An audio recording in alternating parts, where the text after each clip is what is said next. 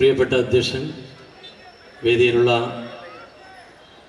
ആദരണീയനായ സഖാവ് പി കരുണാകരൻ, പാർട്ടിയുടെ സംസ്ഥാന കമ്മിറ്റി അംഗം സഖാവ് സതീഷ് ചന്ദ്രൻ ഉൾപ്പെടെയുള്ള പാർട്ടി നേതാക്കളെ, സഹോദരി സഹോദരന്മാരെ, അനശ്വരരായ ചീമേനി രക്തസാക്ഷികളുടെ പ്രോജ്വല സ്മരണ പുതുക്കിക്കൊണ്ടുള്ള ഈ അനുസ്മരണ സമ്മേളനം ഉദ്ഘാടനം ചെയ്തുകൊണ്ട് ദേശീയ സംസ്ഥാന രാഷ്ട്രീയ സ്ഥിതിഗതികളെക്കുറിച്ചും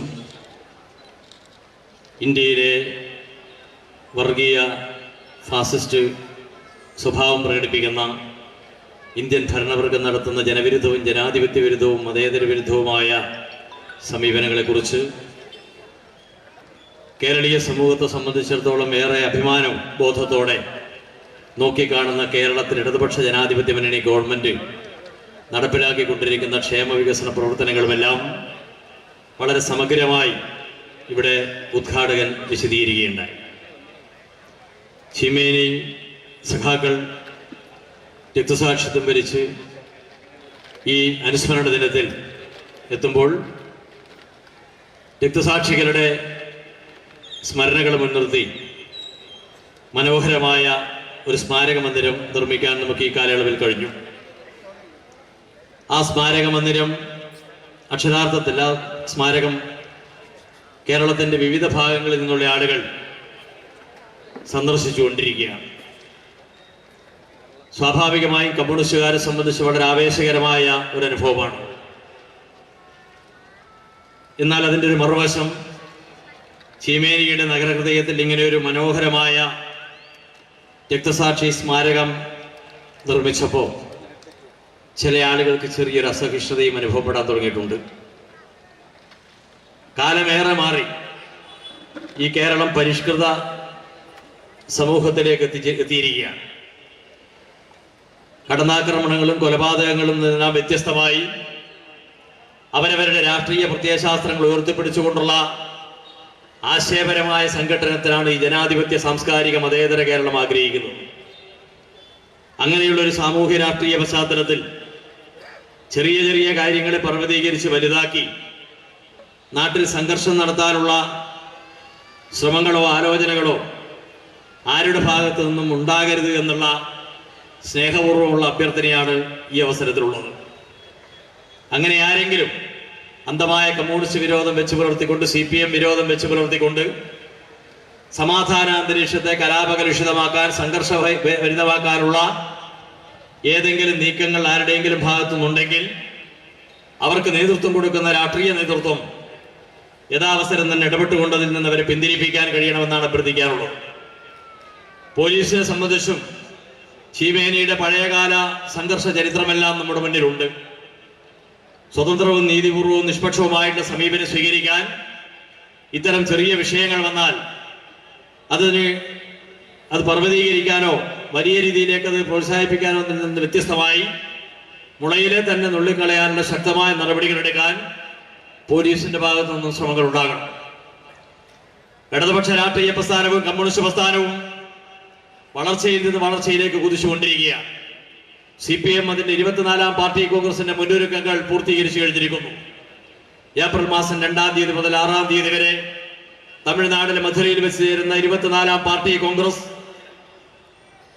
ലോകരാഷ്ട്രീയത്തെയും ദേശീയ രാഷ്ട്രീയത്തെയും എല്ലാം സമഗ്രമായി അപഗ്രഥിച്ചുകൊണ്ട് തങ്ങളുടെ രാഷ്ട്രീയ നിലപാടുകൾ വ്യക്തമാക്കി മുന്നോട്ട് പോകാൻ വേണ്ടി പോവുകയാണ്. ആ പ്രവർത്തനങ്ങളും ആശയപരമായ മുന്നൊരുക്കങ്ങളുമെല്ലാം നടത്തുമ്പോൾ ഇന്ത്യൻ രാഷ്ട്രീയത്തിൽ ഇടതുപക്ഷ രാഷ്ട്രീയ പ്രസ്ഥാനത്തിന്റെ CPIM-ന്റെ വളർച്ചയും മുന്നേറ്റവുമാണ് ഈ കാലം ആഗ്രഹിക്കുന്നത്. ഇവിടെ ഉദ്ഘാടകൻ സൂചിപ്പിച്ചതുപോലെ പോയ വർഷങ്ങളിൽ നിന്നെല്ലാം വ്യത്യസ്തമായി ഭരണാധികാരം ദുർവിനിയോഗം ചെയ്തുകൊണ്ട് കോർപ്പറേറ്റുകളുടെ സഹായത്തോടുകൂടി ബഹുഭൂരിപക്ഷം വരുന്ന സാധാരണ ജനങ്ങളുടെ നിത്യ ദുരിതത്തിന്റെ നടുക്കയത്തിലേക്ക് വലിച്ചെറിയുകയും സമ്പന്നവർഗ പക്ഷപാതത്വം ഉയർത്തിപ്പിടിച്ചുകൊണ്ട് സമ്പന്നവർഗത്തിന്റെ താല്പര്യം സംരക്ഷിക്കുന്ന ഭരണനയങ്ങളുമായിട്ടാണ് കേന്ദ്ര ഗവൺമെന്റ് മുന്നോട്ടേക്ക് പോകുന്നത്. ഏറ്റവും അപകടകരമായ ജനവിരുദ്ധമായ സാമ്പത്തിക നയങ്ങൾ ആവിഷ്കരിക്കുന്നതോടൊപ്പം സാധാരണ ജനങ്ങളുടെ നിത്യജീവിതത്തെ പ്രതികൂലമായി ബാധിക്കുന്ന സാമൂഹ്യ രംഗത്ത് അത്യന്തം അപകടകരമായിട്ടുള്ള നിലപാടുമായിട്ടാണ് BJP മുന്നോട്ട് പോകുന്നത്. തങ്ങളുടെ ഭരണാധികാരം ഒരു രാജ്യത്തിന്റെ അഖണ്ഡതയ്ക്കും ഐക്യത്തിനുമെല്ലാം പോറലേൽപ്പിക്കും വിധം രാജ്യത്തിന്റെ ജനാധിപത്യവും മതനിരപേക്ഷതയ്ക്കെല്ലാം വെല്ലുവിളി ഉയർത്തുന്ന വിധം ഭരണഘടനയെ തന്നെ വെല്ലുവിളിക്കാനുള്ള ധൈര്യവുമായിട്ടാണ് ഭരണവർഗം മുന്നോട്ട് പോകുന്നത്. ഇത്തരമൊരു സാഹചര്യത്തിലാണ് BJP അനുവർത്തിച്ചു വരുന്ന രാഷ്ട്രീയ നയങ്ങൾക്കെതിരെ ഇന്ത്യൻ രാഷ്ട്രീയത്തിൽ യോജിപ്പിക്കാൻ പറ്റുന്ന എല്ലാ പാർട്ടികളെയും യോജിപ്പിച്ചുകൊണ്ടുള്ള ഒരു വിശാലമായ പ്ലാറ്റ്ഫോമിന് CPIM ഉൾപ്പെടെ നേതൃത്വം നൽകിയത്. 15 പാർട്ടികൾ തുടങ്ങി 25 പാർട്ടികളിലേക്ക് എത്തിയപ്പോ 400 സീറ്റുമായി അധികാരത്തിലേക്ക് തിരിച്ചു വരുമെന്ന ഹുങ്ക് ഉപേക്ഷിക്കേണ്ടി വന്നു നരേന്ദ്രമോദിക്ക്. അതും ഒരു പൊയ്ക്കാലിൽ തുടരുന്ന ഒരു മന്ത്രിസഭയായിട്ട് ഇന്ത്യയിൽ മാറി BJP ഗവൺമെന്റ്. ചന്ദ്രബാബു നായിഡുവും നിതീഷും ഇല്ലെങ്കിൽ BJP അധികാരത്തിലില്ല, നരേന്ദ്രമോദി അധികാര കസേരയിലുമില്ല. ആ പോരാട്ടം ഇനി തുടരണം. 400 സീറ്റ് അവകാശപ്പെട്ട BJPയുടെ സീറ്റ് കുറയാനിടയായത് കമ്മ്യൂണിസ്റ്റ് പാർട്ടി ഉൾപ്പെടെ CPIM ഉൾപ്പെടെയുള്ള തൊഴിലാളി വർഗ രാഷ്ട്രീയ പ്രസ്ഥാനങ്ങൾ ഇന്ത്യയിലെ തൊഴിലാളികളെയും കൃഷിക്കാരെയും അണിനിരത്തിക്കൊണ്ടുള്ള അതിശക്തമായിട്ടുള്ള പോരാട്ടത്തിന്റെ ഫലമായിട്ട് കൂടിയാണ്. ഇന്ത്യൻ കർഷകന്റെ നട്ടലൊടിഞ്ഞു കിടക്കുമ്പോൾ ആ കർഷകരെയെല്ലാം തട്ടി എഴുന്നേൽപ്പിച്ച് അവരെ സമരസജ്ജരാക്കി സമരമുഖത്തേക്ക് ആകർഷിച്ച് പ്രക്ഷോഭണ വീതിയിലേക്ക് അണിനിരത്തി കൃഷിക്കാർ സമരം തുടങ്ങിയപ്പോ കിസാൻ സഭയും അഖിലേന്ത്യാ തലത്തിൽ കമ്മ്യൂണിസ്റ്റ് പാർട്ടിയും എല്ലാം CPIM എല്ലാം അതിന് പിന്തുണയും പിൻബലവുമേകി. 6 or 7 സംസ്ഥാനങ്ങളിൽ ഏറ്റവും ഉജ്ജ്വലമായ കർഷക സമരത്തിന് നാട് സാക്ഷ്യം വഹിച്ചപ്പോൾ അതിന്റെ ഒരു ഫലം ഈ തെരഞ്ഞെടുപ്പിൽ നമ്മൾ കണ്ടു. 6 സംസ്ഥാനങ്ങളിൽ BJPന്റെ കയ്യിലുണ്ടായിരുന്ന 30 സീറ്റ് അങ്ങോട്ട് പോയി. ഇടതുപക്ഷത്തിന് ലഭ്യമായ എന്നുള്ള നല്ല വിഷയം BJP അത്രമാത്രം ഇന്ത്യൻ കർഷകൻ ഭരണാധികാരികളെ അത്രമാത്രം വെറുക്കുന്നു എന്നുള്ളതിന്റെ ഏറ്റവും പ്രകടമായിട്ടുള്ള ഉദാഹരണമായിരുന്നു 6 സംസ്ഥാനങ്ങളിലെ തെരഞ്ഞെടുപ്പ് ഫലം. ഇന്ത്യൻ തൊഴിലാളി വർഗം നടത്തിയിട്ട പോരാട്ടങ്ങൾ, മെയ് ദിനത്തിന്റെ സാർവദേശീയ പ്രാധാന്യത്തെ കുറിച്ചെല്ലാം ഇവിടെ മന്ത്രി സൂചിപ്പിക്കുകയുണ്ടായി. ഇന്ത്യൻ തൊഴിലാളി വർഗം ഈ കഴിഞ്ഞ ഒരു ദശാബ്ദക്കാലമായി ഇന്ത്യൻ ഭരണാധികാരികൾ നടത്തുന്ന തൊഴിലാളി ദ്രോഹ നടപടികൾക്കെതിരായി, ജനാധിപത്യ വിരുദ്ധ സമീപനങ്ങൾക്കെതിരായി, തൊഴിലാളികളുടെ അവകാശങ്ങൾ സംരക്ഷിക്കുന്നതിനേക്കാൾ ഉപരി മുതലാളിയുടെ താല്പര്യം സംരക്ഷിക്കുവാനുള്ള തൊഴിൽ നിയമങ്ങൾ തന്നെ ഭേദഗതി ചെയ്തപ്പോൾ ഇന്ത്യൻ തൊഴിലാളി വർഗം ചടകുടഞ്ഞു നിൽക്കുകയായിരുന്നു. അതിജ്വലമായ പണിമുടക്കങ്ങൾ, സമരങ്ങൾ, പ്രക്ഷോഭങ്ങൾ ഇന്ത്യ രാജ്യത്ത് വളർത്തിക്കൊണ്ടുവരുവാൻ ഇന്ത്യയിലെ പുരോഗമന പക്ഷപാതം ഉയർത്തിപ്പിടിക്കുന്ന ട്രേഡ് യൂണിയൻ പ്രസ്ഥാനത്തിന് കഴിഞ്ഞു. ആ സമരവും ഫലം കണ്ടു. തൊഴിലാളി സമരങ്ങൾ, തൊഴിലാളി പണിമുടക്കങ്ങൾ, തൊഴിലാളികൾ നടത്തിയിട്ടുള്ള വർഗ സമരങ്ങളും പോരാട്ടങ്ങളും ശക്തി പ്രാപിച്ചിടങ്ങളിലൊക്കെ BJPക്കെതിരായി വോട്ട് രേഖപ്പെടുത്താൻ, BJPയെ പ്രതികൂടി നിർത്തിക്കൊണ്ട് വിചാരണ ചെയ്യാൻ ഇന്ത്യൻ തൊഴിലാളി വർഗത്തെ പ്രേരിപ്പിച്ചു എന്നുള്ളതാണ് ആ ഉജ്ജ്വലമായ പണിമുടക്കന്റെ പിന്നീടുള്ള നമുക്കുള്ള അനുഭവം. അങ്ങനെ എല്ലാ വിഭാഗം ജനങ്ങളും, ചെറുപ്പക്കാരെ സംബന്ധിച്ച് ഇവിടെ ഈ കൊച്ചു കേരളത്തിൽ ഒരു കൊല്ലം 30,000 ആളുകൾക്ക് അഭ്യസ്തവിദ്യരായുള്ള തൊഴിൽരഹിത യുവജന സമൂഹത്തിൽപ്പെടുന്ന ചെറുപ്പക്കാർക്ക് PSC വഴി നിയമനം കൊടുക്കുന്ന സംസ്ഥാനമാണ്. യൂണിയൻ പബ്ലിക് സർവീസ് കമ്മീഷൻ ആകട്ടെ ഒരു വർഷം മിനിമം ഏറ്റവും മാക്സിമം 9,000 ആളുകൾക്കാണ് തൊഴിൽ കൊടുക്കുന്നത്.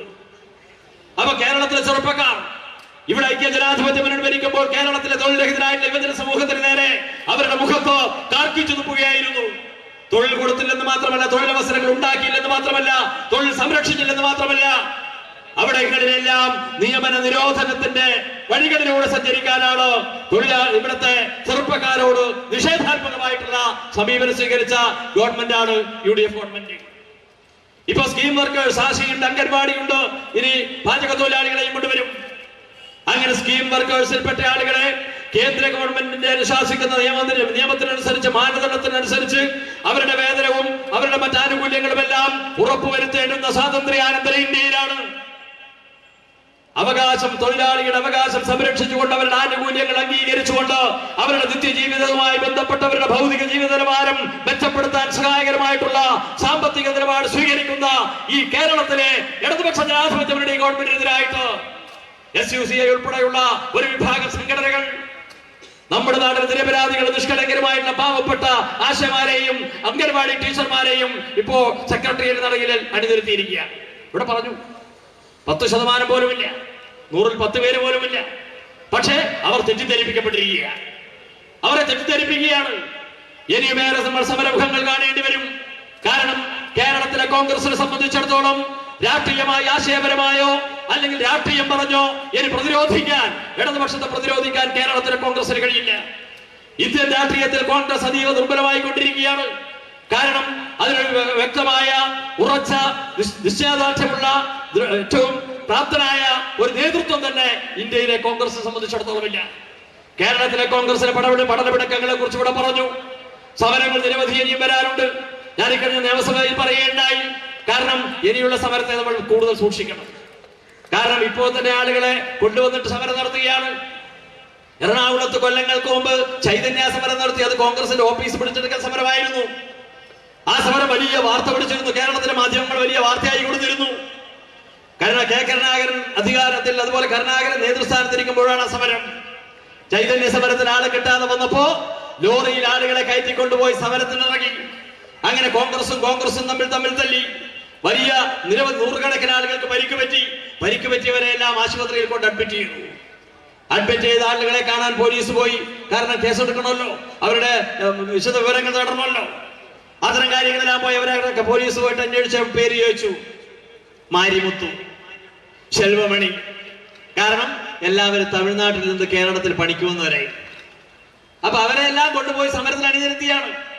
അപ്പൊ അവരെ സഹിക്കാൻ വയ്യാന്ന് പറഞ്ഞു. പോലീസ് ഏമാന്മാരോട് പറഞ്ഞു, വിലയുമില്ലേ, കൂലിയുമില്ലേ, അടിതാൻ മിച്ചം. അതുപോലെയുള്ള റെഡിമെയ്ഡ് ഫോഴ്സിനെ ഇനി കേരളത്തിലേക്ക് കൊണ്ടുവരാൻ വേണ്ടി പോവുകയാണ്. കാരണം കേരളത്തിൽ 2 പ്രധാനപ്പെട്ട തെരഞ്ഞെടുപ്പിലേക്കാണ് കേരളം നീങ്ങുന്നത്. ഇവിടെ തുടർ ഗവൺമെന്റ് വന്നത് വെറുതെയല്ല. തുടർ ഗവൺമെന്റ് എന്നുള്ള നിലയിൽ കേരളത്തിൽ സഖാവ് പിണറായി വിജയന്റെ കൈകളിൽ വിശ്വാസപൂർവ്വം കേരളത്തിലെ ജനങ്ങൾ ഈ കേരളത്തിന്റെ ഭരണസാരഥ്യം ഏൽപ്പിച്ചത് 2016 മുതൽ 2021 വരെ ഈ കേരളത്തിലെ ഇടതുപക്ഷ ജനാധിപത്യ മുന്നണി നടത്തിയിട്ടുള്ള ക്ഷേമ പ്രവർത്തനങ്ങൾക്കും വികസന പ്രവർത്തനങ്ങൾക്കുമുള്ള ജനങ്ങൾ നൽകിയിട്ടുള്ള അംഗീകാരമാണ്. ജനങ്ങൾക്ക് ഒരു തെരഞ്ഞെടുപ്പ് വേളയിൽ നൽകുന്ന വാഗ്ദാനങ്ങൾ ലംഘിക്കാനുള്ളതല്ല, പാലിക്കപ്പെടാനുള്ളതാണെന്ന് അനുഭവത്തിൽ തെളിയിച്ചു കൊടുത്ത ഒരു സർക്കാർ സംവിധാനമാണ് പിണറായിയുടെ നേതൃത്വത്തിലുള്ള 1ാം പിണറായി സർക്കാർ, LDF സർക്കാർ. 600 കാര്യങ്ങൾ പറഞ്ഞ് നമ്മൾ 600 നടപ്പിലാക്കി. ആ ഒരു ഉൾക്കരുത്തുമായി തെരഞ്ഞെടുപ്പിന് നേരിട്ടു. 99 MLA-മാരെ തെരഞ്ഞെടുത്ത് അയച്ചു കേരള നിയമസഭയിലേക്ക്, കേരളത്തിലെ പ്രബുദ്ധരായ വോട്ടർമാർ. കാരണം അവർക്ക് അത്രമാത്രം വിശ്വാസമാണോ ഈ കേരളത്തിലെ ഇടതുപക്ഷ ജനാധിപത്യ മുന്നണി. അധ്വാനിക്കുന്ന ജനവിഭാഗത്തിന്റെ രാഷ്ട്രീയ പ്രതിനിധാനമാണ് ഇടതുപക്ഷം. പണിയെടുക്കുന്ന തൊഴിലാളിയുടെ, കൃഷിക്കാരന്റെ, മറ്റ് ജനവിഭാഗങ്ങളുടെ എല്ലാം രാഷ്ട്രീയ പ്രതിനിധാനമായിട്ടുള്ള ഇടതുപക്ഷവും അതിന് നയിക്കുന്ന CPIM-ഉം അവരുടെ ഹൃദയത്തുടിപ്പുകൾ അറിഞ്ഞ്, കാലഘട്ടത്തിന്റെ ഹൃദയത്തുടിപ്പുകൾ മനസ്സിലാക്കിക്കൊണ്ട് അനുയോജ്യമായിട്ടുള്ള പദ്ധതികളും രൂപവൽക്കരിച്ചുകൊണ്ട് ജനങ്ങൾക്ക് വേണ്ടിയുള്ള ഭരണപരമായിട്ടുള്ള കർത്തവ്യങ്ങളുമായി മുന്നോട്ട് പോയി. ആ 600 നടപ്പിലാക്കിയതിന്റെ അനുഭവക്കരുത്തുമായി 2021 തെരഞ്ഞെടുപ്പിൽ നമ്മൾ നേരിട്ടപ്പോ 900 കാര്യങ്ങൾ ജനങ്ങളുടെ മുമ്പാകെ നമ്മൾ അവതരിപ്പിച്ചു. 723 കാര്യങ്ങൾ നടപ്പിലായി. ഇനി കുറച്ച് കാര്യങ്ങൾ നടപ്പിലായിക്കൊണ്ടിരിക്കുകയാണ്. ഈ ഗവൺമെന്റ് അധികാരം പൂർത്തീകരിക്കും. ഈ ഗവൺമെന്റിന്റെ കാലാവധി പൂർത്തിയാകുന്നതിന് മുമ്പ് കേരളത്തിലെ ജനങ്ങൾക്ക് നാം കൊടുത്ത വാഗ്ദാനങ്ങൾ പൂർണ്ണമായും പാലിക്കപ്പെടും. അപ്പോഴാണ് അടുത്ത ഗവൺമെന്റിലേക്കുള്ള കാൽവെപ്പ്. നമ്മളെക്കാൾ നല്ല തിരിച്ചറിവ് കേരളത്തിലെ വലതുപക്ഷ മാധ്യമങ്ങൾക്കുണ്ട്. ആ വലതുപക്ഷ മാധ്യമങ്ങൾക്ക് കേരളത്തിലെ പ്രതിപക്ഷ രാഷ്ട്രീയ പ്രസ്ഥാനത്തിനും BJP-ക്കുമൊന്നും ഇനിയൊരു ഭരണമില്ലാത്ത ഒരു ഇടതുവിരുദ്ധ അല്ലെങ്കിൽ UDF-ന്റെ കൈകളിൽ ഭരണമില്ലാത്ത ഒരു നാളുകളെ കുറിച്ച് ആലോചിക്കാൻ പോലുമുള്ള ശേഷി കേരളത്തിലെ പ്രതിപക്ഷ രാഷ്ട്രീയ പ്രസ്ഥാനങ്ങൾക്കില്ല, മുസ്ലിം ലീഗിന് ഉൾപ്പെടെ. ആലോചിക്കാനേ കഴിയില്ല. ഒന്ന്, ആ വർഗ താല്പര്യം സംരക്ഷിക്കാനുള്ള പത്ര മാധ്യമങ്ങൾ, ദൃശ്യമാധ്യമങ്ങൾ നമ്മുടെ നാട്ടിലുണ്ട്. അവർക്ക് വളരെ വ്യക്തമായ വർഗ താല്പര്യമുണ്ട്. ആ വർഗ താല്പര്യം ഈ രാജ്യത്തിലെ ഇടതുപക്ഷത്തിന്റെ വർഗ താല്പര്യമല്ല, തൊഴിലാളിയുടെ വർഗ താല്പര്യമല്ല, അധ്വാനിക്കുന്നവരുടെ താല്പര്യമല്ല, സമ്പന്ന വർഗത്തിന്റെ വർഗ താല്പര്യമാണ്. ആ സമ്പന്ന വർഗത്തിന്റെ വർഗ താല്പര്യങ്ങൾ സംരക്ഷിക്കണമെങ്കിൽ വലതുപക്ഷ ഗവൺമെന്റ് അധികാരത്തിലിരിക്കണം. അതുകൊണ്ട് തന്നെ നഷ്ടപ്പെട്ടു പോയ അധികാരത്തിൽ നിന്ന് അട്ടിയോടിക്കപ്പെട്ട കേരളത്തിലെ ഐക്യ ജനാധിപത്യ മുന്നണി ഭരണ സംവിധാനത്തെ എങ്ങനെ കേരളത്തിൽ പുനരവതരിപ്പിക്കാൻ കഴിയും, അധികാരം തിരിച്ചേൽപ്പിക്കാൻ കഴിയും എന്നതിനുള്ള അജണ്ട നിശ്ചയിക്കുകയാണോ കേരളത്തിലെ വലതുപക്ഷ മാധ്യമങ്ങൾ. ഇപ്പൊ ഏറെ നാളുകളായിട്ട് കേരളത്തിൽ നിയമസഭാ സമ്മേളനം നടക്കുകയാണ്. സാധാരണഗതിയിൽ നിയമസഭാ സമ്മേളനത്തിൽ നിയമനിർമ്മാണ വേളയിൽ വളരെ കാര്യമാത്രം പ്രസക്തമായിട്ടൊരു ബില്ല് അവതരിപ്പിക്കുന്നുണ്ടെങ്കിൽ അതിന്റെ എല്ലാ വശങ്ങളും പഠിച്ച് കാര്യങ്ങൾ ചർച്ചകളിൽ പങ്കെടുക്കുക എന്നുള്ളതാണ് ഓരോ നിയമസഭാ സാമാജികരുടെയും പ്രധാനമായിട്ടുള്ള ഉത്തരവാദിത്വം. ആ ഉത്തരവാദിത്വത്തിൽ നിന്നെല്ലാം വിട്ടുമാറി അത് ബില്ല് ചർച്ചയായാലും മറ്റ് ബജറ്റ് ചർച്ചയായാലും നയപ്രഖ്യാപന പ്രസംഗത്തിന്റെ ചർച്ചയായാലും എല്ലാ ചർച്ചകളിലും കേരളത്തിലെ ഗവൺമെന്റ് കൊണ്ടുവരുന്ന ബില്ലിനെ കുറിച്ചോ നിയമനിർമ്മാണ പ്രക്രിയയെ കുറിച്ചോ ചർച്ച ചെയ്യാൻ വാക്കുകളില്ല, വാചകങ്ങളില്ല, പ്രതികരണങ്ങളില്ല കേരളത്തിന്റെ പ്രതിപക്ഷാംഗങ്ങൾക്ക്. മറിച്ച് ഏത് രീതിയിൽ ചർച്ച കൊണ്ടുപോയാലും ഗവൺമെന്റിനെതിരായിട്ട് ആക്ഷേപങ്ങൾ ഉയർത്തുകയാണ്. അവസാനം എന്തായി? അടിയന്തര പ്രമേയം നാളെ നിയമസഭയിൽ എന്ത് അവതരിപ്പിക്കണമെന്ന് തീരുമാനിക്കുന്നത് കേരളത്തിലെ മലയാള മനോരമ. അതുപോലെ മറ്റു പത്രങ്ങൾ അവരാണ് അജണ്ട നിശ്ചയിക്കുന്നത്. കൃത്യമായി ഇന്ന് പത്രത്തിൽ വന്നിട്ടുള്ള നമുക്കെതിരായ CPM-നെതിരായ ഇടതുപക്ഷ ഗവൺമെന്റിനെതിരായിട്ടുള്ള കാര്യം നാളെ അടിയന്തര പ്രമേയമായി സഭയിൽ വരികയാണ്. അങ്ങനെ അജണ്ട നിശ്ചയിച്ചു കൊടുക്കുകയാണ്. അതിലും രാഷ്ട്രീയ ദാരിദ്ര്യം വന്നു. നിയമസഭാ സമ്മേളനത്തിന്റെ അവസാന ഘട്ടത്തിലേക്ക് എത്തിയപ്പോൾ പിന്നെ അടിയന്തര പ്രമേയത്തിന് വിഷയമില്ല. അപ്പൊ പിന്നെ എങ്ങനെയെങ്കിലും ഇറങ്ങിപ്പോക്ക് നടന്നു. അതിനൊരു കാരണം കണ്ടുപിടിക്കണം. അങ്ങനെ കാരണം കണ്ടുപിടിക്കുമ്പോൾ സാധാരണഗതിയിൽ നമുക്ക് എല്ലാവർക്കും അറിയാവുന്നതുപോലെ അടിയന്തര പ്രമേയം അവതരിപ്പിച്ചു കഴിഞ്ഞാൽ, കാരണം ഈ പ്രതിപക്ഷ നേതാവിന് എല്ലാ ദിവസവും സംസാരിക്കും. അതാണ് ഏത് സമയത്ത് ഇടപെടാം. അതിന് അനുവാദം കൊടുത്തു സ്പീക്കർ. അപ്പൊ അനന്തമായി പ്രസംഗം നീണ്ടുപോകേണ്ടതിന് എല്ലാ ദിവസങ്ങളിലായാലും അടിയന്തര പ്രമേയം ചർച്ചയിലായാലും ഒരു കോംപ്രമൈസ്, ഒരു ധാരണയെത്തി. ചെയറും പ്രതിപക്ഷ നേതാവും ഒരു 10 മിനിറ്റ്, പ്രതിപക്ഷ നേതാവ് വാക്കൗട്ട് പ്രസംഗം ഒരു 10 മിനിറ്റ് പൊതുധാരണയെത്തി. ആ പൊതുധാരണ തെറ്റിച്ചു. 12 13 മിനിറ്റ് ആയപ്പോൾ സ്വാഭാവികമായി സ്പീക്കർ ഇടപെട്ട് ഒന്ന് കൺക്ലൂഡ് ചെയ്യണമെന്ന് വളരെ വിനയപൂർവ്വം അഭ്യർത്ഥിച്ചു പ്രതിപക്ഷ നേതാവ്. അപ്പോഴാണ് പ്രതിപക്ഷ നേതാവിന് കാലിളകിയത്.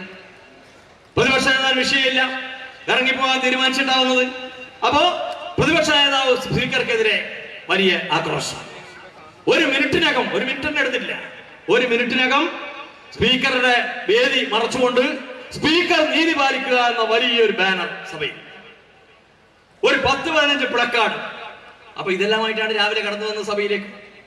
അങ്ങനെ ഇറങ്ങിപ്പോകാനും ഈ സ്പീക്കർക്കെതിരായിട്ട് നിലപാട് സ്വീകരിക്കാനും ഒരു കാരണം കണ്ടെത്തുകയായിരുന്നു. എല്ലാ ദിവസവും കേരള നിയമസഭയിൽ ഇപ്പൊ പ്രതിപക്ഷം ചെയ്തുകൊണ്ടിരിക്കുന്ന ഇതാണ്. അവർ ഉന്നയിക്കുന്ന ആരോപണങ്ങൾക്ക് കൃത്യമായിട്ടുള്ള മറുപടി പറയാൻ കേരളത്തിലെ മന്ത്രിമാർക്ക് കഴിയുന്നു. അക്കമിട്ട് നിരത്തി മറുപടികൾ പറഞ്ഞാൽ പിന്നീട് ഒരു അക്ഷരം ഉരിയാടാൻ അവർക്ക് കഴിയുന്നില്ല. അവർ സംഘടിതമായി പ്രതിഷേധത്തിന്റെ പ്രതിരോധത്തിന്റെ രീതിയിലേക്ക് വന്നാൽ ആശയപരമായി നമ്മൾ വസ്തുതകളും യാഥാർത്ഥ്യങ്ങളും വിശദീകരിച്ചുകൊണ്ട് അതിനെ നേരിടാൻ നമുക്ക് കഴിയുന്നു. കാരണം ഇവിടെ ഉദ്ഘാടകൻ പറഞ്ഞതുപോലെ കേരളത്തിലെ ഗവൺമെന്റ് പ്രവർത്തന നിരതമായ സർക്കാരാണ്. അഴിമതിരഹിതമായിട്ടുള്ള ഒരു ഭരണ നിർവഹണമാണ് ഇവിടെ നടക്കുന്നത്. വർഗീയ കലാപങ്ങളില്ലാത്ത, വർഗീയ സ്വാർത്ഥങ്ങളില്ലാത്ത, സംഘർഷങ്ങളില്ലാത്ത ഒരു ജനാധിപത്യ മതേതര കേരളം. മറ്റു സംസ്ഥാനങ്ങളിൽ നിന്ന് വ്യത്യസ്തമായി ഈ ഉയർന്ന മതേതര ബോധത്തിലേക്ക്, ജനാധിപത്യ ബോധത്തിലേക്ക്, സാമൂഹ്യ ബോധത്തിലേക്ക് ഈ കേരളത്തെ ഉയർത്തിക്കൊണ്ടുവന്നതിൽ ഏറ്റവും നിർണായകമായ പങ്ക് വഹിച്ച പ്രസ്ഥാനം കേരളത്തിലെ കമ്മ്യൂണിസ്റ്റ് പ്രസ്ഥാനം. നവോത്ഥാന പ്രസ്ഥാനത്തിന്റെ വഴികളിലൂടെ സഞ്ചരിച്ച അന്ധവിശ്വാസത്തിനും അനാചാരത്തിനുമെതിരെ ഉജ്ജ്വലമായ പോരാട്ടങ്ങൾ നടത്തി സാമൂഹ്യ പ്രശ്നങ്ങൾ പരിഹരിക്കുന്ന നവോത്ഥാന പ്രസ്ഥാനത്തിന്റെ കൈകളിൽ നിന്ന് ആ ദീപശിഖ പിന്നീട് ഏറ്റുവാങ്ങിയത് കേരളത്തിലെ കമ്മ്യൂണിസ്റ്റ് കർഷക പ്രസ്ഥാനം EMS AKG കൃഷ്ണപിള്ളയും. അവരാണ് കേരളത്തിലെ ജനങ്ങളുടെ, സാധാരണ ജനങ്ങളുടെ സാമ്പത്തിക പ്രശ്നങ്ങൾ പരിഹരിക്കാനുള്ള പോരാട്ടത്തിന് ആഹ്വാനം നൽകിയത്. ആ പോരാട്ടം ഫലം കണ്ടു. അവരെ സമരസജ്ജരാക്കി. വലത് കൈ മുട്ടി ഉയർത്തി ആകാശത്തിലേക്ക് മുട്ടി ചുരുട്ടിയവരോട് പറഞ്ഞു, നീ വിളിക്കണം ഇൻകുലാബ് സിന്ദാബാദ്, നീ എടുത്ത തൊഴിലിന് പണിക്ക് കൃത്യമായി കൂലി ലഭ്യമാകണം. അവനെ സമരബോധമുള്ളവനാക്കി, വർഗബോധമുള്ളവനാക്കി സമരസജ്ജനാക്കിയപ്പോ ഈ കേരളത്തിലെ തൊഴിലാളികൾ ഓരോരാളും സംഘടിച്ചു. അവരുടെ സംഘക്കരുത്ത്, സമരശേഷി പ്രതിഫലിപ്പിച്ചു. ഉജ്ജ്വലമായ സമരങ്ങൾ നടത്തി. പലയിടങ്ങളിലും ജീവൻ നൽകേണ്ടി വന്നു. വലിയ പോരാട്ടങ്ങൾക്ക് സാക്ഷ്യം വഹിക്കേണ്ടി വന്നു. അവകാശ സമര മുഖങ്ങളിൽ തീജ്വാല പടർത്തി നടത്തിയുള്ള കർഷക തൊഴിലാളികളുടെ നിരവധി പോരാട്ടങ്ങൾക്ക് ഫലം കണ്ടു ഈ കേരളം. വർത്തമാനകാല കേരളം ഇന്ത്യൻ സംസ്ഥാനങ്ങളിൽ ഏറ്റവും കൂടുതൽ മിനിമം കൂലിയുടെ കാര്യത്തിൽ ഏറ്റവും മുൻനിരയിലാണ് കേരള സംസ്ഥാനം, അല്ലേ? മിനിമം കൂലിയുമായി ബന്ധപ്പെട്ട് ഏറ്റവും ശ്രദ്ധേയമായിട്ട് ഇടപെടലാണ് കേരളത്തിൽ നടക്കുന്നത്. ഗവൺമെന്റ് സമീപനം സ്വീകരിക്കുന്നത്. മറ്റെല്ലാ സംസ്ഥാനങ്ങളിലും ഇത്ര കൂലി കിട്ടുന്നുണ്ടോ? അപ്പൊ കൂലി വർധനവ് ഉറപ്പുവരുത്താൻ കേരളത്തിൽ കഴിഞ്ഞു. കേരളത്തിലെ ജനങ്ങളുടെ സാമൂഹ്യ ബോധം വടക്കേ ഇന്ത്യ സംസ്ഥാനങ്ങളിൽ രണ്ടിനും വലിയ വലിയ കലാപത്തിന് കൊടുക്കുകയാണ്. മുസ്ലിം നാമധാരിയായിട്ടുള്ള ആളുകൾക്ക് ഒരു ഫ്ലാറ്റ് പോലും എടുക്കാൻ വടക്കേ ഇന്ത്യ സംസ്ഥാനങ്ങളിലേക്ക് കടന്നു ചെല്ലാൻ കഴിയുന്നില്ല.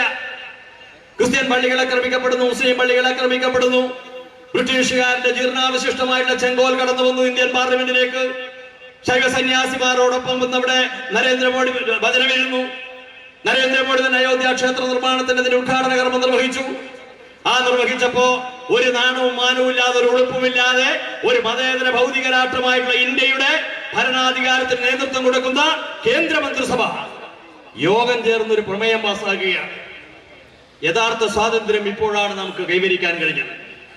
1947 കിട്ടിയൊരു സ്വാതന്ത്ര്യമേ ഇല്ല. ഈ ക്ഷേത്ര നിർമ്മാണം ഇപ്പൊ സ്വപ്നം സാക്ഷാത്കരിച്ചപ്പോഴാണ്. ഇതൊരു മതേതര ഇന്ത്യയല്ലേ? ക്ഷേത്ര നിർമ്മാണത്തിനൊന്നും നമ്മളെതിരില്ല. വിശ്വാസങ്ങൾ ഉണ്ടാകാം, ആചാരങ്ങൾ ഉണ്ടാകാം, അനുഷ്ഠാനങ്ങൾ ഉണ്ടാകാം. പക്ഷേ എല്ലാവരുടെയും വിശ്വാസങ്ങളെയും ആചാരങ്ങളെയും അനുഷ്ഠാനങ്ങളെയും എല്ലാം ഉൾക്കൊള്ളാൻ മാത്രമുള്ള ഹൃദയവിശാലതയുള്ള രാഷ്ട്രമാണ് ഇന്ത്യ. അതാണ് നമ്മുടെ ബഹുസ്വരത. ഇന്ത്യൻ ജനാധിപത്യത്തിന്റെ സൗന്ദര്യം എന്ന് പറയുന്നത് നമ്മുടെ രാജ്യത്തിന്റെ ബഹുസ്വരതയാണ്. ആ ബഹുസ്വരതക്കാണ് വെല്ലുവിളി ഉയർത്തുന്നത്. ആ ബഹുസ്വരതയ്ക്ക് പകരം ഏകസ്വരത്തിലേക്ക് ഒരു നാടിനെ, ഒരു രാജ്യത്തെ, ഒരു ജനതയെ മുന്നോട്ട് നയിക്കാനാണ് മനുസ്മൃതിയുടെയും ചാതുർവർണ്ണയത്തിന്റെയും പഴയ സംസ്കാരത്തിലേക്ക് ഇന്ത്യയെ തിരിച്ചുപിടിക്കാൻ ശ്രമം നടത്തുന്ന ഇന്ത്യൻ ഭരണവർഗം ശ്രമിച്ചുകൊണ്ടിരിക്കുന്നത്. അവിടെയാണ് ഇടതുപക്ഷത്തിന്റെ പ്രസക്തി. കാരണം വർത്തമാനകാല ഇന്ത്യൻ രാഷ്ട്രീയത്തിൽ അതിനെ എതിർക്കാനും പ്രതിരോധിക്കാനും അവകാശവാദം ഉന്നയിക്കുന്ന കേവല മതേതരവാദികളായിട്ടുള്ള രാഷ്ട്രീയ പാർട്ടികൾ നിരവധിയുണ്ട് ഇന്ത്യൻ രാഷ്ട്രീയത്തിൽ. പക്ഷേ ആ ഇന്ത്യൻ രാഷ്ട്രീയത്തിന് പ്രവർത്തിക്കുന്ന രാഷ്ട്രീയ പാർട്ടികളെല്ലാം കേവല മതേതരവാദികളായതുകൊണ്ട് തന്നെ അവസരവാദ രാഷ്ട്രീയം കൈകാര്യം ചെയ്യുകയാണ്. അവർക്ക് 4 വോട്ടും 2 സീറ്റും ഭരണാധികാരവുമാണ് ലക്ഷ്യം. അങ്ങനെയുള്ളവർക്ക് ശാശ്വതമായി അടിസ്ഥാനപരമായി മതനിരപേക്ഷതയ്ക്ക് വേണ്ടി നിലകൊള്ളാൻ കഴിയൂ? വർഗീയതക്കെതിരായിട്ട് അതിശക്തമായിട്ട് പ്രതിരോധം വരുത്താൻ കഴിയൂ? കഴിയില്ലെന്നുള്ളതിന്റെ തെളിവെന്താ?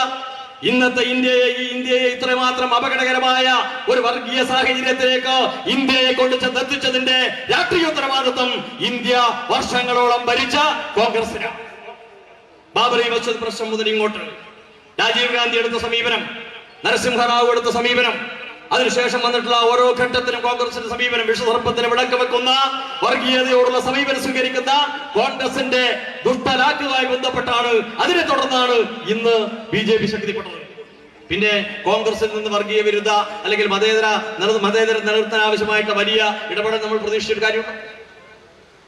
മറ്റു പല പാർട്ടികളും സ്വത്വബോധമുള്ള രാഷ്ട്രീയ പാർട്ടികളാണ്, സംസ്ഥാന അടിസ്ഥാനത്തിൽ പ്രവർത്തിക്കുന്നവരാണ്.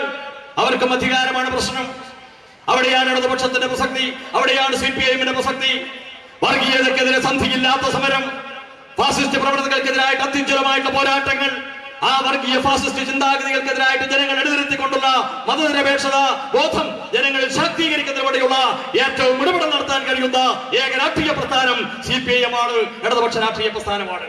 ഇന്ത്യൻ രാഷ്ട്രീയത്തിൽ ഇടതുകരുത്ത് വർദ്ധിക്കണമെങ്കിൽ CPIM-നെ പോലെയുള്ള മതനിരപേക്ഷ രാഷ്ട്രീയം കൈകാര്യം ചെയ്യുന്ന പാർട്ടികൾ ശാക്തീകരിക്കേണ്ടത് കാലഘട്ടത്തിന് അനിവാര്യമാണെന്ന് പറയാൻ കാരണം അതാണ്. അതിനൊരു മാതൃകയാണ്, അതിനൊരു പ്രേരക ശക്തിയാണ്, പ്രചോദനമാണ്, ശക്തി സ്രോതസ്സാണ് ഈ കൊച്ചു കേരളം, ഇടത് കേരളം. ആ ഇടത് കേരളം ഒരുപാട് മാതൃകകൾ ഇനിയും സൃഷ്ടിക്കാറുണ്ട്. സാമൂഹ്യ രംഗത്ത്, രാഷ്ട്രീയ രംഗത്ത്, സാംസ്കാരിക രംഗത്ത് ഇത്തരം കാര്യങ്ങളിലെല്ലാം ഞാൻ ദീർഘിപ്പിക്കുന്നില്ല. അപ്പൊ ഈ കേരളം ഈ ഭരണ നേട്ടങ്ങളുടെ എല്ലാം പട്ടികയോട് വിശദമാക്കുകയുണ്ടായി ബഹുമാനപ്പെട്ട മന്ത്രി. കേരളം ഇനിയും ഏറെ മുന്നോട്ട് പോകണം. ഈ 5 വർഷക്കാലത്ത് അല്ലെങ്കിൽ 2026 ഈ ഭരണകാലയളവ് അവസാനിക്കുന്ന സഖാവ് പിണറായി വിജയന്റെ ഒരു ഭരണകാലയളവല്ല, അല്ലെങ്കിൽ ഇടതുപക്ഷത്തിന്റെ ഒരു ഭരണകാലയളവല്ല നാം വിഭാവനം ചെയ്യുന്നത്. അതിൽ നിന്ന് വ്യത്യസ്തമായി കാലോചിതമായി കാര്യങ്ങൾ മുൻകൂട്ടി കണ്ട് പുതിയ തലമുറയെയും പുതിയ നാടിനെയും അഭിസംബോധന ചെയ്തുകൊണ്ട് 25 വർഷങ്ങൾക്കും അപ്പുറത്തുള്ള ഒരു കേരളമാണ് നമ്മൾ സ്വപ്നം കാണുന്നത്. അതാണ് നവകേരളം. ആ നവകേരളത്തേക്ക് നമുക്ക് കേരളത്തെ കൈപിടിച്ചുയർത്തണം. ആ കൈപിടിച്ചുയർത്തണമെങ്കിൽ ഇന്ന് നവീന ശാസ്ത്രീയ യുഗം, പുതിയ നൂതന ശാസ്ത്ര സാങ്കേതിക വിദ്യകൾ, നിർമ്മിത ബുദ്ധിയുടെ കാലം, അതെല്ലാമായി ബന്ധപ്പെട്ട് പുതിയ വൈജ്ഞാനിക സമൂഹം, അതിനനുസൃതമായുള്ള വൈജ്ഞാനിക സമ്പദ്ഘടന, ആ വൈജ്ഞാനിക സമ്പദ്ഘടനയും വൈജ്ഞാനിക സമൂഹത്തിന്റെ പുതിയ വഴികളിലൂടെ സഞ്ചരിക്കാൻ ഒരു ജനതയെ, ഒരു നാടിനെ മുന്നോട്ട് നയിക്കുവാനുള്ള പ്രായോഗിക ഇടപെടലുകളാണ് കേരളത്തിലെ സർക്കാർ നടത്തിക്കൊണ്ടിരിക്കുന്നത്. അത് 2 തലത്തിലാണ്. ഒന്ന് ബോധവൽക്കരണം, മറ്റൊന്നതിന്റെ പ്രായോഗിക ഇടപെടലുകൾ. ഈ 2 തലങ്ങളിൽ ശക്തമായ ഇടപെടലുകളാണ് സർക്കാർ നടത്തിക്കൊണ്ടിരിക്കുന്നത്. അത് വിജയിപ്പിക്കാൻ നമുക്ക് കഴിയണം. അതുപോലെ സംഭവം ഇവിടെ പറഞ്ഞു, അതിദരിദ്രരില്ലാത്ത സംസ്ഥാനമായിട്ട് കേരളത്തെ പ്രഖ്യാപിക്കാൻ വേണ്ടി പോകുന്നു. അവിടെ കൊണ്ട് അവസാനിച്ചില്ല. സമീപ മാസങ്ങളിൽ തന്നെ സമ്പൂർണ്ണ ശുചിത്വ സംസ്ഥാനമായിട്ട് കേരളത്തെ പ്രഖ്യാപിക്കാൻ വേണ്ടി പോവുകയാണ്. മാലിന്യരഹിത സംസ്ഥാനമായിട്ട് കേരളത്തെ, മാലിന്യമുക്ത സംസ്ഥാനമായിട്ട് കേരളത്തെ പ്രഖ്യാപിക്കാൻ വേണ്ടി പോവുകയാണ്. അതിനുള്ള പ്രവർത്തനങ്ങൾ CPIM വളരെ ഫലപ്രദവും കാര്യക്ഷമമായിട്ട് രീതിയിൽ ഇടപെടണമെന്നാണ് CPIM-ന്റെ സംസ്ഥാന കമ്മിറ്റി അഭ്യർത്ഥിച്ചിട്ടുള്ളത്. ആ ഇടപെടൽ നമുക്ക് ശക്തിപ്പെടുത്തി മുന്നോട്ട് പോകാൻ കഴിയണം. അതോടൊപ്പം കേരളം സാംസ്കാരിക പ്രബുദ്ധമാണ്, രാഷ്ട്രീയ പ്രബുദ്ധമാണ്, സാക്ഷര സമ്പന്നമാണ്. പക്ഷേ ഈ അടുത്ത കാലത്ത് കേൾക്കുന്ന വാർത്തകളൊന്നും അത്ര ശുഭകരമല്ല, അത്ര പ്രതീക്ഷാതൃപരമായ ശുഭകരമല്ല, അനാരോഗ്യകരമാണ്. കാരണം സാംസ്കാരിക കേരളത്തിൽ ഒരിക്കലും കേൾക്കാൻ പാടില്ലാത്ത ചില വാർത്തകൾ വരുന്നു. ചെറുപ്പക്കാരിൽ ഒരു വിഭാഗം ചെറിയ പക്ഷമായിരിക്കാം, ചെറിയ ന്യൂനപക്ഷം ആയിരിക്കാം, പക്ഷേ മയക്കുമരുന്നിന് അടിമകളായിക്കൊണ്ടിരിക്കുന്നു. അതും അതിൽ വലിയ വലിയ കടുപ്പമേറിയ രാസലഹരിയാണ് അവരെ പിടികൂടുന്നത്. അപ്പൊ ഇത്തരം ലഹരിക്ക് അടിമപ്പെടുന്ന യുവത്വം അവരുടെ മനസ്സിൽ, അവരുടെ ചിന്തയിൽ, അവരുടെ തലച്ചോറിൽ ക്രിമിനൽ ജീനുകൾ ഉൽപ്പാദിപ്പിക്കപ്പെടും. ആ ക്രിമിനൽ ജീനുകൾ ഉൽപ്പാദിപ്പിക്കപ്പെട്ടാൽ അമ്മയെന്നോ പെങ്ങളെന്നോ അച്ഛനെന്നോ ബന്ധുക്കളെന്നോ ഒന്നും നോക്കില്ല അവർ വേറെ ഏതോ ലോകത്താണ്, സ്വപ്ന ലോകത്താണ്. അതുകൊണ്ടാണ് ഒരുത്തൻ രണ്ടുപേരെ കൊന്നു പോയിട്ട് ബാറിൽ കയറി വെള്ളം അടിച്ച് തിരിച്ചു വന്നെടുത്ത് രണ്ടുപേരെ കൊല്ലുന്നു. അച്ഛൻ അമ്മയെ കൊല്ലുന്നു, മകൻ അമ്മയെ കൊല്ലുന്നു. എന്തെല്ലാം സംഭവം നടക്കുന്നു? അതുകൊണ്ട് കേരളം ഇങ്ങനെ ആകെ എന്നുള്ള അഭിപ്രായം ഉണ്ടോ? ഇല്ല. ചില ആളുകൾ ശ്രമിക്കും പരത്താൻ, പ്രചരിപ്പിക്കാൻ. അത് ചെറിയ സംഭവം ചില കേന്ദ്രങ്ങളിൽ. പക്ഷേ ചെറുതായാലും എണ്ണം കുറവായാലും നടക്കാൻ പാടുള്ളൂ കേരളത്തിൽ. നിരാകരണ കൊല നടക്കുന്ന സംസ്ഥാനമായി കേരളം മാറി. 1-2 സംഭവങ്ങൾ ഉണ്ടായി. ഒരു ആൺകുട്ടി ഒരു പെൺകുട്ടിയെ ഇഷ്ടപ്പെട്ടാൽ ആ പെൺകുട്ടി ചിലപ്പോൾ അത് നിഷേധിച്ചാൽ ആ കുട്ടിയെ പൈശാചികമായി കൊല്ലുക, നിരാകരണ കൊല. അതുപോലെ തന്നെ ദുരഭിമാന കൊല വടക്കേ ഇന്ത്യയിൽ മാത്രം കിടന്ന നമ്മൾ. ജാതി മാറി മതം മാറി കല്യാണം കഴിച്ചാൽ ആ പ്രവണതയും കേരളത്തിൽ ചിലയിടങ്ങളിൽ പ്രകടിപ്പിക്കുകയാണ്. അപ്പൊ ഇത്തരം ക്രിമിനൽ ചിന്താഗതിയും ക്രിമിനൽ വൽക്കരണവും നടക്കുന്ന ഘട്ടത്തിൽ നമുക്ക് മാത്രമേ ഈ കേരളത്തെയും ഒരു യുവതയെയും രക്ഷിക്കാൻ കഴിയൂ.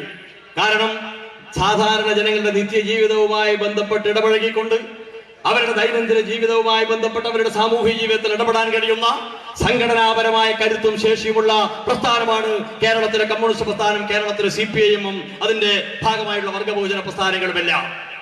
ആ വർഗബഹുജന യുവജന സംഘടനയായാലും വിദ്യാർത്ഥി സംഘടനയായാലും കലാലയങ്ങളിൽ ഏറ്റവും പ്രബുദ്ധരായിട്ടുള്ള വിദ്യാർത്ഥി സംഘടന ഉള്ളത് കൊണ്ടാണ് ഒരു കാലത്ത് റാഗിംഗ് പൂർണ്ണമായും കലാലയ ക്യാമ്പസുകളിൽ നിന്ന് നാട്ടിയോടിക്കപ്പെട്ടത്. ആ സംഘക്കരുത്തും ശേഷിയും ഉള്ളത് കൊണ്ടാണ് കലാലയ ക്യാമ്പസുകളിൽ നിന്ന് ക്രിമിനൽ വൽക്കരണത്തിൻ്റെതായിട്ടുള്ള രീതി അവിടെ നിരുത്സാഹപ്പെടുത്തപ്പെട്ടത്. മയക്കുമരുന്നിനും അടിമപ്പെടാതിരിക്കാനുള്ള, കുട്ടികൾ അടിമപ്പെടാതിരിക്കാനുള്ള ഗ്യാരണ്ടി വിദ്യാലയങ്ങളിലും കോളേജുകളിലായാലും അവിടുത്തെ വിദ്യാർത്ഥി സംഘടനാ പ്രവർത്തനമാണ്. എപ്പോഴാണോ അത് ദുർബലപ്പെടുത്താൻ ശ്രമിച്ചു അപ്പോഴെല്ലാം അരാജക പ്രവർത്തകർ, രാഷ്ട്രീയ പ്രവർത്തകർ ക്രിമിനൽ മൈൻഡ് സെറ്റിലേക്ക് കുട്ടികൾ പോയി, ഗ്യാങ്ങിലേക്ക് പോയി. സംഘടനാ സംവിധാനത്തിൽ നിന്ന് നല്ല ജാഗ്രത നമുക്ക് വേണം. നമ്മുടെ തൊട്ടടുത്തുള്ള സ്കൂളുകൾക്കും കൂടെ മതിലുകൾക്കും അപ്പുറത്ത് കണ്ണോടെ ചില ആളുകൾ നിൽക്കുകയാണ്. 8ാം ക്ലാസ്സിലും 9ാം ക്ലാസ്സിലും പഠിക്കുന്ന പെൺകുട്ടിയെ വിളിച്ച് പറയുകയാണ്, നീ ഒരു പാക്കറ്റ് ഇന്നയാൾക്ക് കൊണ്ടു കൊടുത്താൽ നിനക്ക് 2000 തരാം. നമ്മുടെ കുഞ്ഞുങ്ങളാണെങ്കിൽ ഈ പുതിയ കാലത്ത് ഭ്രമാത്മകത യുഗത്തിലാണ്. TV-യിലൂടെയും പരസ്യ മാധ്യമങ്ങളിലൂടെയും അവരുടെ ഡ്രസ് കോഡും അവരുടെ ഡ്രസ് ധരിക്കേണ്ടതിനെ കുറിച്ചും എല്ലാ ആധുനിക സൗകര്യങ്ങളും ഉപയോഗപ്പെടുത്തണമെന്ന് ആഗ്രഹിക്കുന്നവരാണ്. അവരുടെ ആഗ്രഹങ്ങൾക്കൊത്ത് പറന്നുയരാനുള്ള സാമ്പത്തിക അടിത്തറ അവരുടെ അച്ഛനമ്മമാർക്കില്ല. കിട്ടിയ വരുമാനം കൊണ്ട് സാധാരണ ജീവിതം വെച്ച് പോറ്റി പുലർത്തുന്നവർക്ക് ഈ അധിക ഭാരം ചുമക്കാനുള്ള യാതൊരു സാമ്പത്തിക അടിത്തറയുമില്ല. അങ്ങനെ വന്നാൽ കുട്ടികൾ നിരാശപ്പെടുന്നു. അപ്പോഴാണ് ഇങ്ങനെയുള്ള ദുഷ്ടബുദ്ധികൾ കൈമാറി വിളിക്കുന്നത്. 2000 എങ്കിൽ 2000 പാക്കറ്റ് കൊടുത്തിട്ടാണെങ്കിൽ പാക്കറ്റ് ആ 2000 അങ്ങ് വാങ്ങി നല്ല ഡ്രസ്സ് വാങ്ങിയ. അങ്ങനെ പിന്നീട് അതിന് അടിമപ്പെടുന്നു. പിന്നെ പിന്നെ കാരിയർ മാത്രമല്ല ഒന്നും, പിന്നെ അതിന്റെ സാമ്പിൾ നോക്കുന്നു, ടേസ്റ്റ് നോക്കുക. പിന്നീട് ആ കുട്ടി ലഹരിക്ക് അടിമപ്പെടുന്നു. മയക്കുമരുന്നിന് വിധേയമായി മയക്കുമരുന്നിന് അടിമപ്പെട്ടിട്ടുള്ള ഒരു കുട്ടി, ചെറുപ്പക്കാരനുള്ള വീട്, പിന്നീട് ആ വീട്ടിൽ ഒരിക്കലും സമാധാനം തിരിച്ചു കിട്ടില്ല. എല്ലാ ദിവസവും പ്രശ്നമായിരിക്കും, എല്ലാ ദിവസവും സംഘർഷമായിരിക്കും. ആ രീതിയിൽ എത്രയോ വീടുകൾ ഇപ്പോൾ മാറുന്നു. കുട്ടികളാണെങ്കിൽ വേണ്ടത്ര നമുക്ക് അവർക്ക് പരിഗണന കൊടുക്കാൻ കഴിയാതെ വന്നപ്പോ അവർ വിഷാദ രോഗത്തിന് അടിമപ്പെട്ട് വരുന്ന സ്ഥിതിയും ഒരു ഒരു ലേഖനത്തിലൂടെ റിപ്പോർട്ട് ചെയ്യപ്പെട്ടു. ഇതൊക്കെ നമ്മുടെ മുന്നിലുള്ള സാമൂഹ്യ പ്രശ്നങ്ങളാണ്. സ്ത്രീകളാണെങ്കിൽ ഇന്ന് കുടുംബശ്രീയൊക്കെ ശക്തിപ്പെട്ടതുകൊണ്ട് പഴയതിൽ നിന്ന് വ്യത്യസ്തമായിട്ട് വലിയ മുന്നേറ്റത്തിലേക്ക് പോയി. സാംസ്കാരിക, സാഹിത്യ, സാമൂഹ്യ രംഗത്തെല്ലാം നല്ല ഇടപെടൽ നടത്താൻ വേണ്ടി കഴിഞ്ഞു. അത് കേരളത്തിന്റെ പുരോഗതി, കേരളത്തിന് മാത്രം അഭിമാനിക്കാവുന്ന ഏറ്റവും ശ്രദ്ധേയമായിട്ടുള്ള നേട്ടം. പക്ഷെ നമ്മുടെ കുട്ടികൾ, നമ്മുടെ യുവത, അവരെയെല്ലാം സംരക്ഷിക്കാൻ നമുക്ക് കഴിയണം. അതുകൊണ്ട് ആ ബാലവൃദ്ധജനങ്ങൾ, എല്ലാ വർഗഭോജന പ്രസ്ഥാനങ്ങളും കമ്മ്യൂണിസ്റ്റ് പാർട്ടിയുടെ നേതൃത്വത്തിൽ ഈ മയക്കുമരുന്നിന്റെ മഹാവിപത്ത് തിരിച്ചറിഞ്ഞുകൊണ്ട് നമ്മുടെ കുട്ടികളെ, നമ്മുടെ ചെറുപ്പക്കാരെ, നമ്മുടെ നാടിനെ സംരക്ഷിക്കാനുള്ള ക്രിയാത്മകമായിട്ടുള്ള സാമൂഹ്യ ഇടപെടലുകൾ നടത്തണമെന്നാണ് ഈ നാട്ടിലെ ജനങ്ങൾ ആഗ്രഹിക്കുന്നത്. കമ്മ്യൂണിസ്റ്റുകാർ മാത്രമല്ല, നമ്മളിലാണ് ജനങ്ങൾക്ക് പ്രതീക്ഷ. നിങ്ങളുടെ സംഘടന, നിങ്ങളുടെ യുവജന സംഘടന, നിങ്ങളുടെ വിദ്യാർത്ഥി സംഘടന ഇടപെട്ടാൽ അത് കേരളത്തിൽ നല്ല റിസൾട്ട് ഉണ്ടാകുമെന്നാണ് സാധാരണ നിഷ്പക്ഷപതികൾ പോലും പറയുന്നത്. അത് നമ്മുടെ സംഘടനയിലും പാർട്ടിയിലുമുള്ള ജനങ്ങൾക്കുള്ള വിശ്വാസ്യതയാണ്. കോൺഗ്രസുകാരിൽ നിന്ന് ക്യാമ്പസുകളിലേക്ക് വരുന്ന, BJP-കാരിൽ നിന്ന് ക്യാമ്പസിലേക്ക് വരുന്ന കുട്ടിയും ആ കുട്ടിയുടെ രക്ഷക് അവന്റെ രക്ഷിതാക്കൾ സമീപിക്കുന്നത് SFI-കാരനെയും കമ്മ്യൂണിസ്റ്റ് പാർട്ടിയുടെ ആളുകളെയാണ്. അതാണ് വിശ്വാസ്യത. അപ്പൊ ആ അർത്ഥത്തിൽ വലിയ ഭാരിച്ച ഉത്തരവാദിത്തമാണ് സാമൂഹ്യ രംഗത്തും രാഷ്ട്രീയ രംഗത്തും സാംസ്കാരിക രംഗത്തുമെല്ലാം നമുക്ക് നിർവഹിക്കാനുള്ളത്. രണ്ടാമത്തെ കാര്യം, കയ്യൂർ ചീമേൻ നമുക്ക് വലിയ വളർച്ചയുടെ പടവുകൾ ചവിട്ടിക്കയറുകയാണ്. ഓരോ വർഷം കഴിയുന്തോറും നമ്മുടെ അടിത്തറ വിപുലീകരിക്കപ്പെടുന്നു, നമ്മുടെ ജനസ്വാധീനം വർദ്ധിക്കുന്നു, സംഘടനാപരമായിട്ടുള്ള മുന്നേറ്റം കൈവരിക്കാൻ കഴിയുന്നു. ഇന്ന് കേരളത്തിൽ തന്നെ ഏറ്റവും കൂടുതൽ CPIM-ന് ലോക്കൽ കമ്മിറ്റിയുള്ള പഞ്ചായത്താണ് കയ്യൂർ ചീമേനി പഞ്ചായത്ത്. 7 ലോക്കൽ കമ്മിറ്റി, അതിനനുസൃതമായിട്ട് പാർട്ടി ബ്രാഞ്ചുകൾ, പാർട്ടി അംഗങ്ങൾ, മറ്റിടപെടലുകൾ. അപ്പോ നമുക്ക് ജാഗ്രത ഇരട്ടിയാണ്. കാരണം പുതിയ പുതിയ തലമുറയെ കമ്മ്യൂണിസ്റ്റ് പ്രസ്ഥാനത്തോടൊപ്പം നിർത്താൻ നമുക്ക് കഴിയണം. അങ്ങനെ വരുമ്പോ ചീമേനി രക്തസാക്ഷിത്വത്തെ കുറിച്ചല്ലേ ഇപ്പൊ 38ാമത് നമ്മൾ ആചരിക്കുമ്പോ ഇന്നത്തെ ഒരു 45 വയസ്സുകാരൻ ഇതിനെ കുറിച്ച് അറിയില്ല. 45 വയസ്സുകാരൻ ഈ സംഭവം അറിയില്ലല്ലോ.